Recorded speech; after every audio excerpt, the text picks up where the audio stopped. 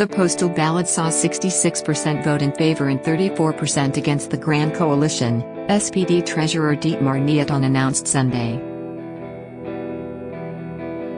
The new government could be in place by the end of March after the federal election on September 24 saw both parties lose a record number of votes and left few coalition options for Merkel.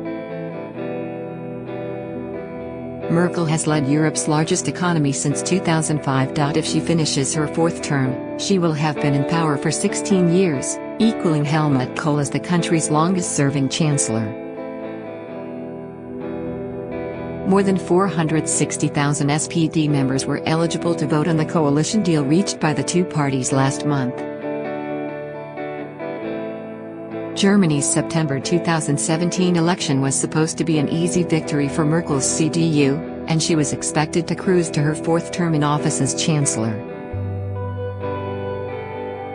Instead, voters revolted against the status quo. Both CDU and the SPD barely maintain their status as Germany's top parties, suffering record losses and losing millions of votes to the far-right nationalist party, Alternative for Germany, which took nearly 13% of the vote. The surprise result spurred months of painful negotiations, as Merkel's party tried to hammer out a coalition agreement. After coalition talks between the CDU, the Liberal Free Democratic Party, FDP, and the Green Party collapsed in November, a renewal of the so-called Grand Coalition, or GroKo, was the only remaining multi-party option. Former SPD leader Martin Schulz had ruled out a new GroKo, but was forced into negotiations as the alternative prospect of new elections loomed. Widely blamed for the turmoil within his party since the election, Schulz stepped aside last month. Andrea Nahles, a former Minister of Labor and Social Affairs, is likely to be confirmed as the party's first-ever female leader at a party conference in April. What does this mean for Merkel? For 12 years, Germany has been led by the indomitable Mutti, or Mother, Merkel.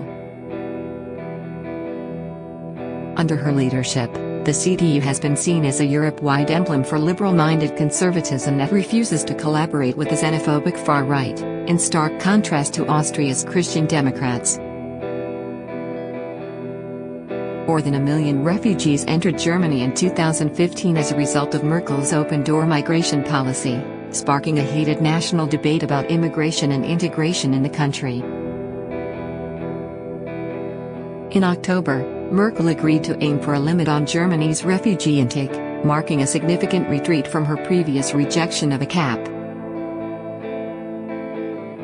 The proposed limit was one of a number of compromises Merkel has been forced to make with conservative sister party the Christian Social Union, CSU, since September's disastrous election results.